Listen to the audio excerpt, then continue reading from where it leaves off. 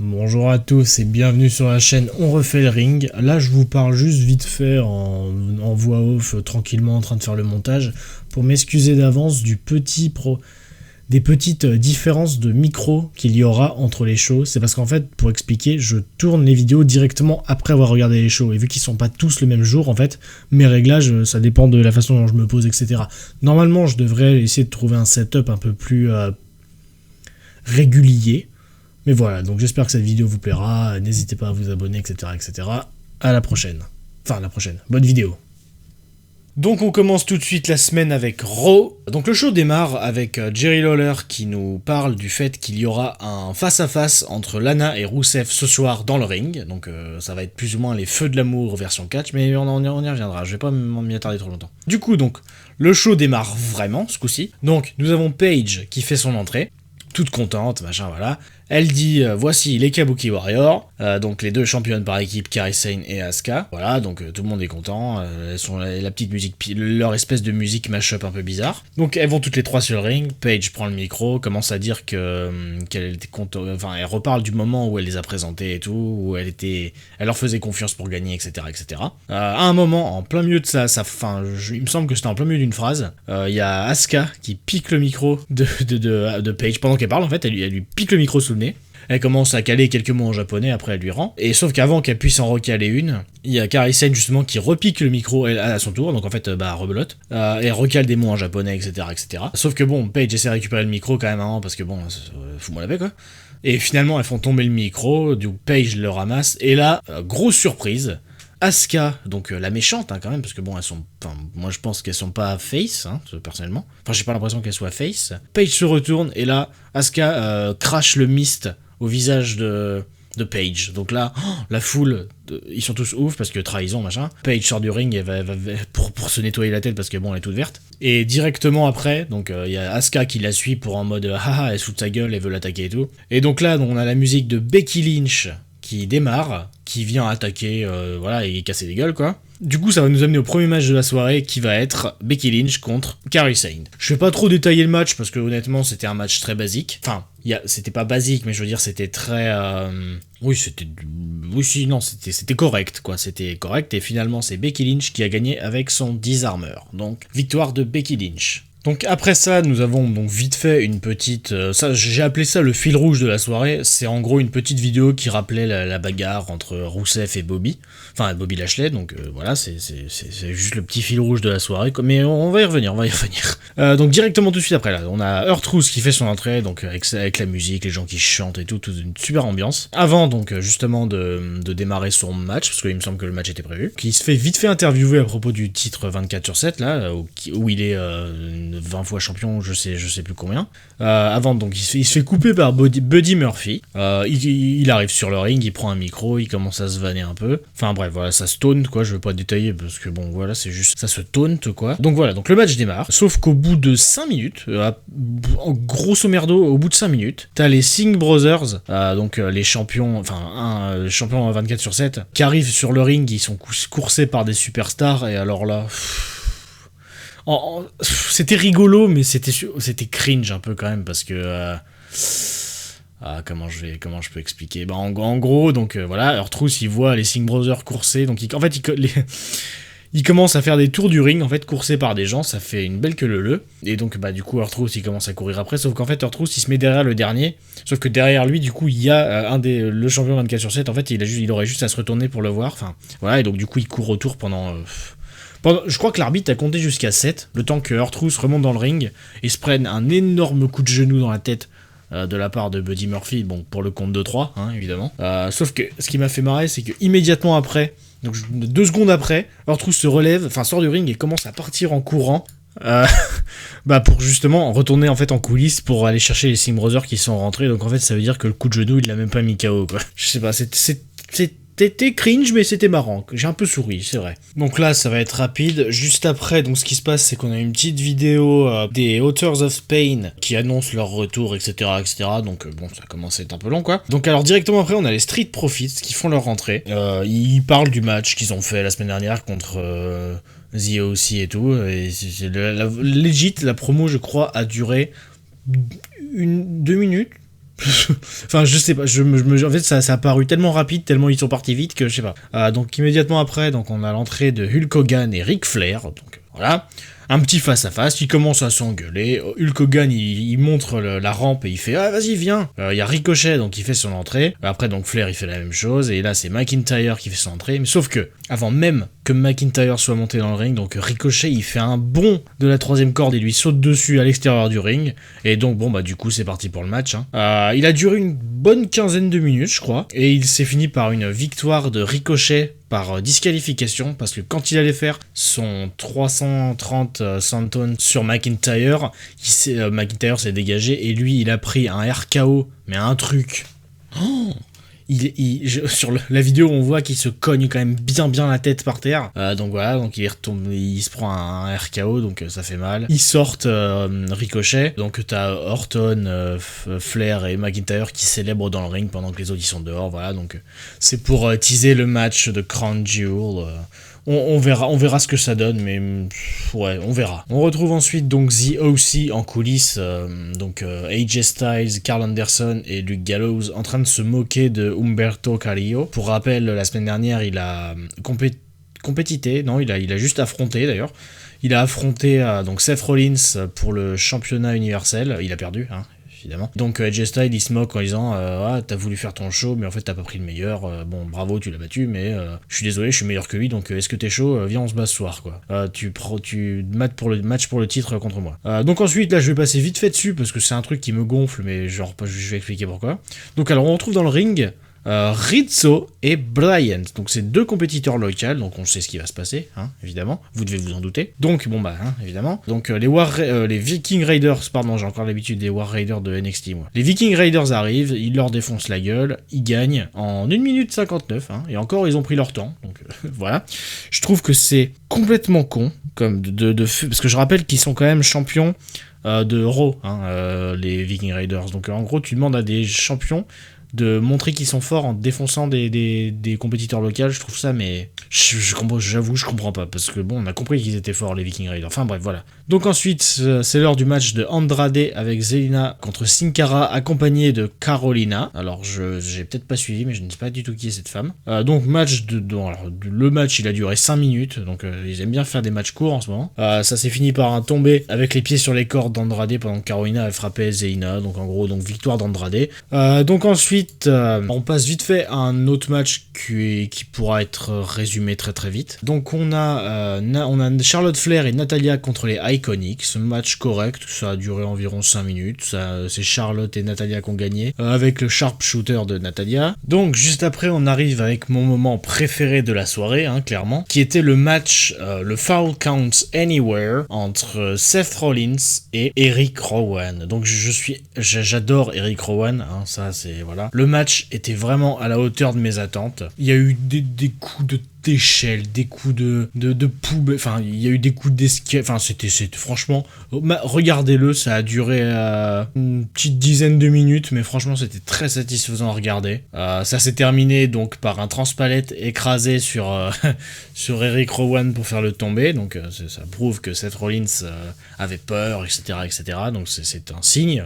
Mais le match était très satisfaisant, même si bon, j'aurais aimé quand même voir Eric Rowan gagner un petit peu. Mais il y a eu énormément de démonstrations de force du côté de Rowan et c'était vraiment très satisfaisant à voir. Du coup, on enchaîne tout de suite avec on a eu une petite promo d'Aleister Black qui tease encore son retour. Bon, je vais pas m'attarder dessus parce que ça devient quand même un petit peu long. Après, on a eu un récapitulatif de ce qui s'est passé entre Cain Velasquez et Rey Mysterio et Brock Lesnar. On a eu la carte de Crown Jewel, etc.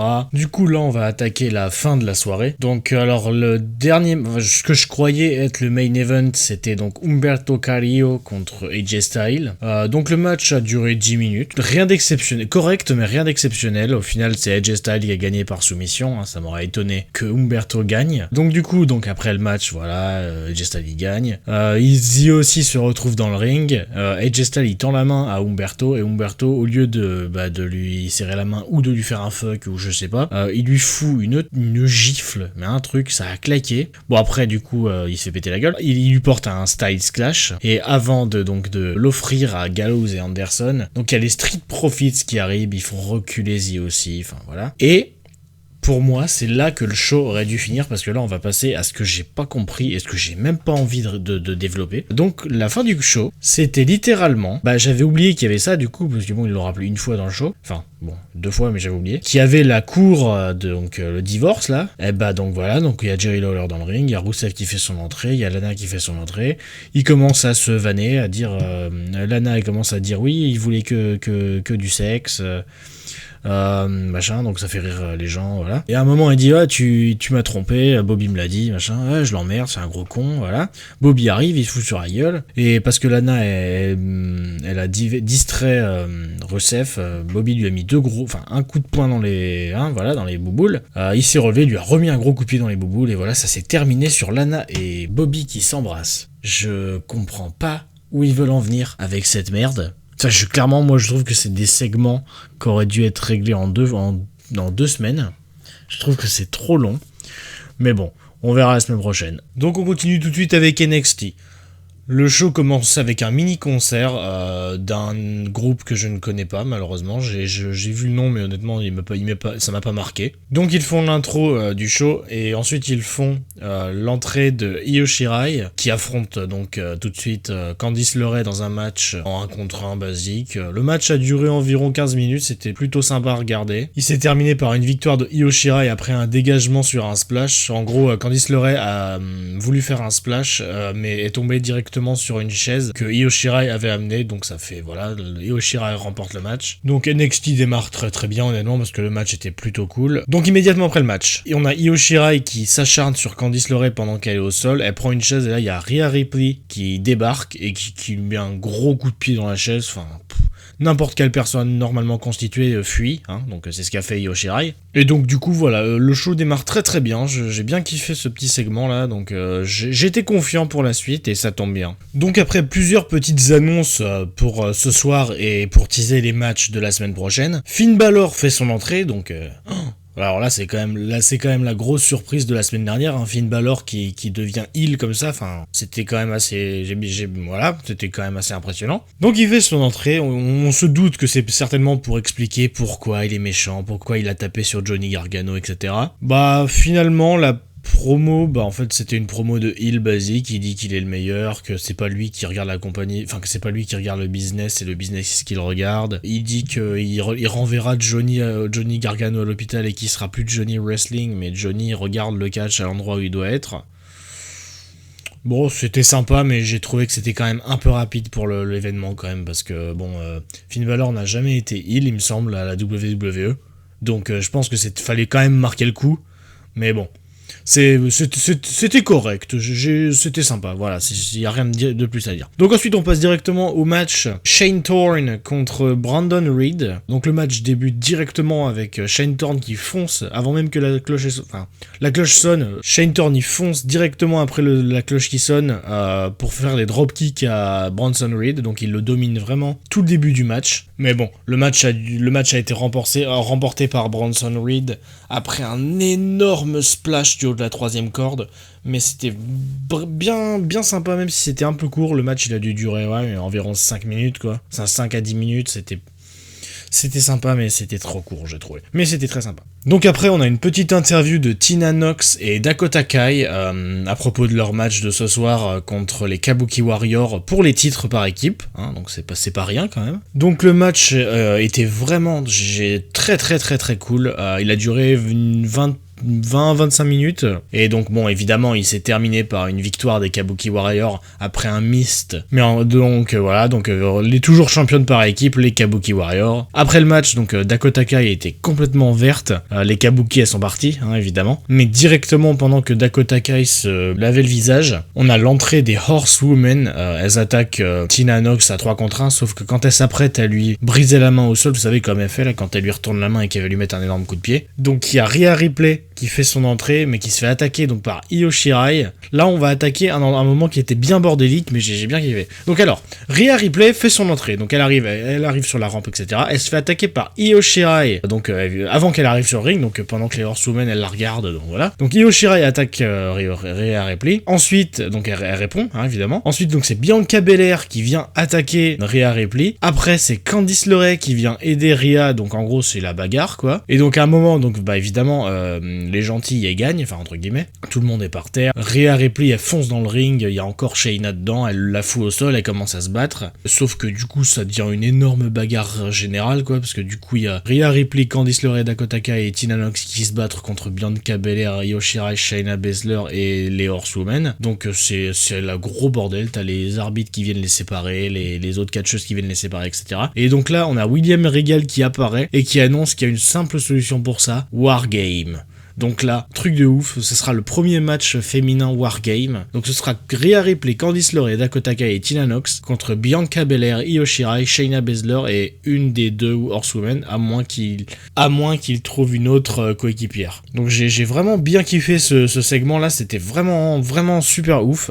J'ai vraiment hâte de voir ce match parce que je suis sûr que ça va déchirer quoi.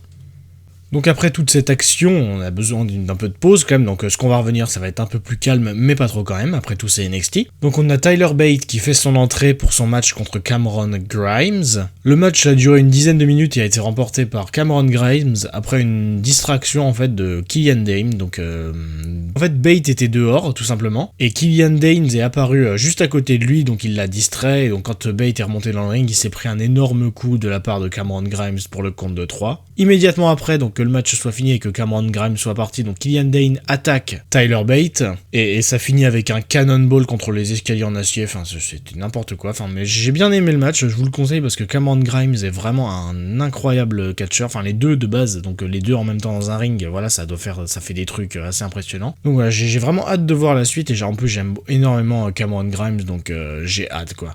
Donc ensuite on enchaîne avec donc le main event de la soirée qui était donc Keith Lee et Matt Riddle contre les champions par équipe Undisputed Era, donc en gros Kyle O'Reilly et Bobby Fish. Alors c'était pas un match pour les titres hein, bien sûr. Donc alors directement au début du match on a su ça allait être quel genre de match hein, donc dès que la cloche sonne, il y a Undisputed Era qui attaque par derrière Keith Lee et Matt Riddle, donc voilà. Le match a duré vraiment une vingtaine de minutes, ça a été à la hauteur de mes attentes, c'était un match vraiment ouf. Donc bon, c'est Undisputed Era qui a gagné le match, hein, évidemment. Donc immédiatement après le match, Undisputed Era, donc avec Adam Cole et Roderick Strong qui sont venus les rejoindre évidemment, hein, parce que bon, ils ont aidé quand même, on va pas se le cacher. Ils attaquent immédiatement Keith Lee au sol, donc voilà, c'est un massacre. Et d'un coup, Tommaso Ciampa fait son entrée avec sa béquille, il court dans le ring, il fait rentre dans le tas, il détruit Undisputed Era, il fait fuir Adam Cole, mais il garde Kyle O'Reilly en l'offrant à Matt Riddle et Keith Lee. Et là, donc, on arrive avec le moment qui m'a hype de ouf. Donc, Tommaso Ciampa prend un micro, il regarde la ceinture qui est encore au sol, il lui dit tu devras attendre parce que papa il part en guerre.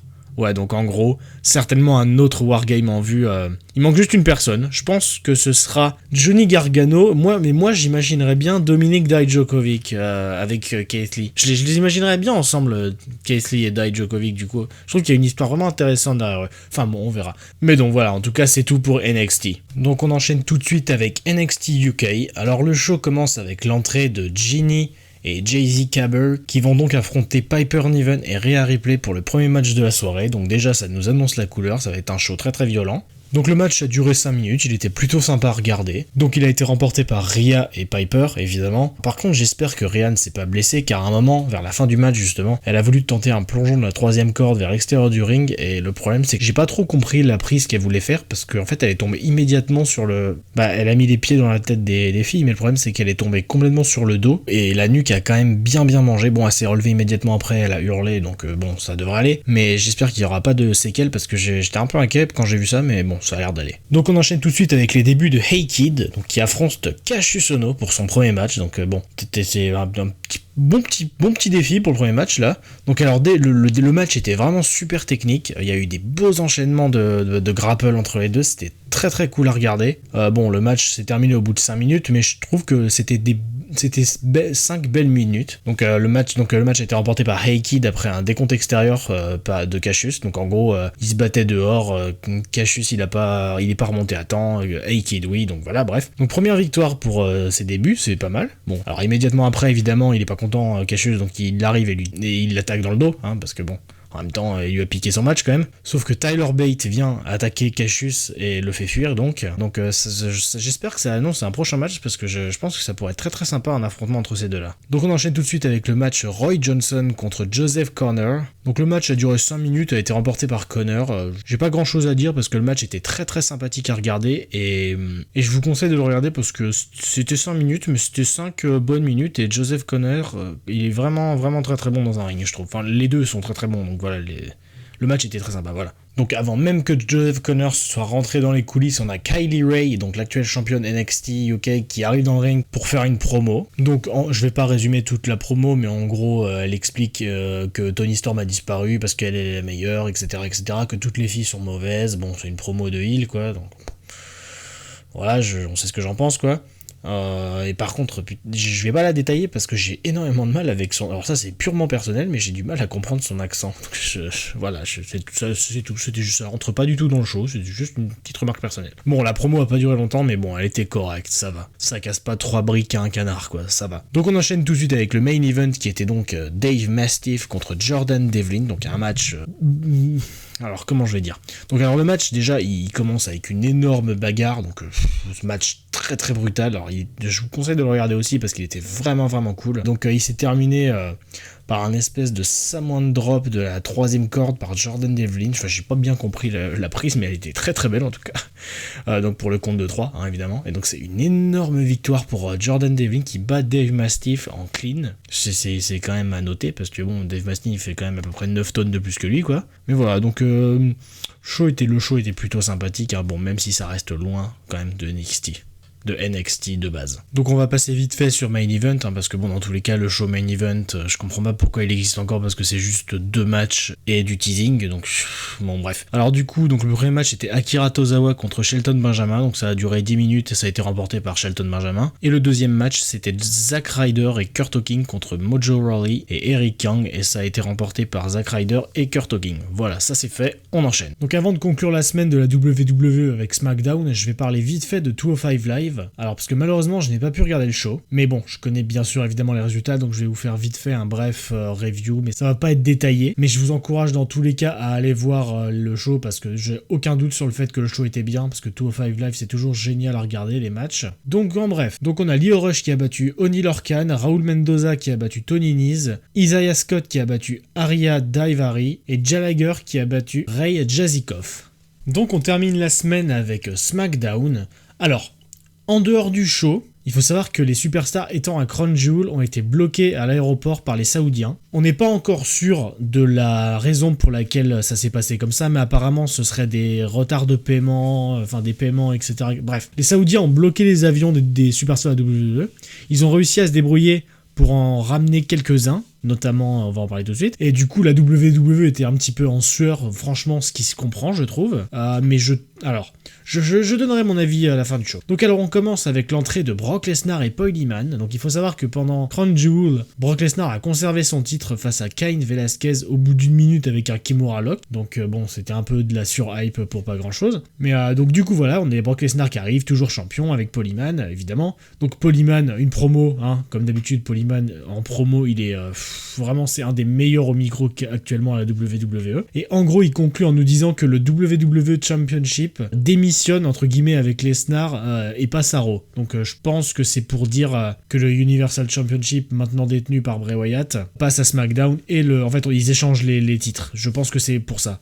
Et donc ensuite on les voit quitter le building au loin et qui apparaît à l'écran, Shawn Michaels et Triple H. Donc, alors attention, on en parlera plus tard. Donc on passe au match Bayley accompagné par Sasha Banks contre Nikki Cross pour le titre féminin de SmackDown. Le match était correct, ça a duré environ 5 minutes et donc ça a été remporté par Bayley qui conserve donc sa ceinture. Mais là, grosse surprise, Shayna Baszler, la championne féminine de NXT, elle met KO Sasha Banks et elle attaque Bayley. Oh là là, c'était énormément jouissif. Du coup, on peut se douter qu'il y aura peut-être beaucoup de monde à NXT, on ne sait pas. sympa. Donc on enchaîne tout de suite avec une interview de Sami Zayn en coulisses à propos de ce qui se passe ce soir. Il commence à taunter un petit peu NXT, etc. Et donc là, on s'en doutait évidemment, hein. Il y a Matt Riddle et Keith Lee qui l'interrompent. Il a peur, donc il essaie de faire un petit peu ami avec eux. Il commence à partir, mais ils le suivent. Finalement, il part en courant, mais il se fait rattraper et il se retrouve dans le ring et il le met KO. Matt Riddle, il lui fout un énorme coup de genou suivi d'une prise que je me souviens plus du nom. Et ensuite, Keith Lee, il porte un moonsault, mais magistral du haut de la deuxième corde. C'était n'importe quoi. Donc NXT est dans la place. Donc on enchaîne tout de suite avec Miz TV. Il était censé, du coup, interviewer Bray Wyatt, donc le nouveau champion universel. Mais finalement, le champion ne peut pas être là, donc il dit qu'il faudrait parler de NXT, etc., etc. Et là, pendant sa phrase, la musique de Tommaso Ciampa retentit. Honnêtement, j'étais ouf, hein, j'étais clairement inconsolable. Donc il commence à se taunter, hein, il arrive dans le ring, il commence à se taunter. Miz, il lui dit, ouais bon, vas-y, viens, on se bat. Et finalement, match Tommaso Ciampa contre The Miz à SmackDown. C'est un truc de ouf. Le match était vraiment cool. Il a duré une dizaine de minutes et il a été remporté par Tommaso Ciampa avec le Fairy Tale Ending. Et franchement, allez le regarder parce que Tommaso Ciampa, c'est vraiment un très bon catcheur. Donc on continue tout de suite avec Daniel Bryan qui se promène dans les couloirs. Et là, il croise Shawn Michaels et Triple H. Il leur demande ce qu'ils foutent là et après il demande à Triple H pourquoi il irait pas dans le ring maintenant tout de suite pour se battre, etc. Triple H, il répond je suis pas en tenue de catch, mais qui connaît quelqu'un qui a sa tenue, etc. Et là, donc, Adam Cole apparaît. Daniel Bryan commence à dire ouais, ça me fait pas peur, machin, et vas-y, je te prends pour le titre NXT ce soir. Donc ce soir, match pour le titre NXT, Adam Cole contre Daniel Bryan à SmackDown. Un truc de ouf. Donc on enchaîne tout de suite avec Mandy Rose et Sonya Deville dans le ring. Elles sont censées affronter Carmella et Dana Brooke, il me semble. Donc la musique de Carmella retentit, etc. Mais il y a personne qui vient. Et donc là on passe en coulisses et en fait il y a Bianca Belair qui est en train d'attaquer qui est Dana Brooke et qui a déjà mis KO Carmella en fait. Donc du coup pas de match. Sauf que d'un coup la musique de Rhea Ripley et là mais... J'ai beaucoup parlé de Rhea Ripley cette semaine. Et donc elle arrive avec Tegan Nox. Elle prend un micro et elle annonce en gros qu'elle remplace Carmella et Dana Brooke. Et c'est parti pour le match. Enfin c'était pas une match, en fait c'était une grosse bagarre. Donc le match a été remporté en moins de 5 minutes par Rhea Ripley et Tegan Nox par soumission. Évidemment, j'ai envie de dire. Donc en tout cas, ce qu'on peut dire, c'est que NXT domine clairement le show pour l'instant. Même si peut-être qu'on pourrait avoir un changement de titre, hein, peut-être, on ne sait pas. Donc après une petite pub, on revient avec Shawn Michaels et Triple H qui rejoignent le bord du ring pour s'asseoir. Donc on suppose que c'est parti, c'est le main event. Et là, donc, Stephanie McMahon fait son entrée. Mais en gros, je m'attendais à ce que ce soit une grosse annonce, mais en fait finalement c'était juste pour parler du match féminin en Arabie Saoudite entre Natalya et Lacey Evans, etc.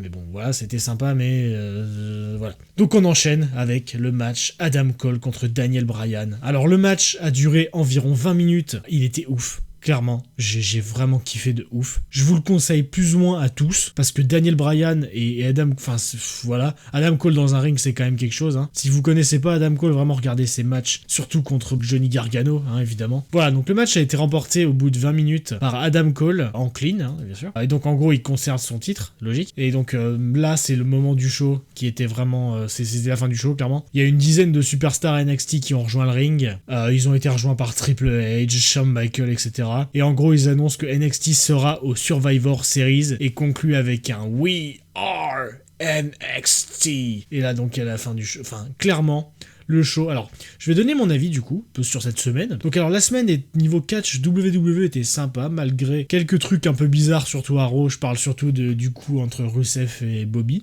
Mais bon, il y a eu Crown Jewel. Je ferai pas de review de pay-per-view pour l'instant. On verra dans le futur. Mais donc en gros voilà. Donc alors clairement la WWE s'est vraiment sortie de cette merde à cause de l'Arabie Saoudite d'une main de maître. Je pense qu'il n'y avait pas mieux comme show pour pallier au problème des superstars bloqués en Arabie Saoudite. Clairement, NXT a clairement dominé. Les gens ils étaient ouf. Même si j'ai vraiment peur de ce qu'ils vont faire du coup. Mais du coup on peut imaginer que Finn Balor fera partie de l'armée NXT logiquement. Mais voilà. Donc du coup c'est terminé pour cette semaine. On se retrouve la semaine prochaine pour la review de la semaine de la WWE. Ciao.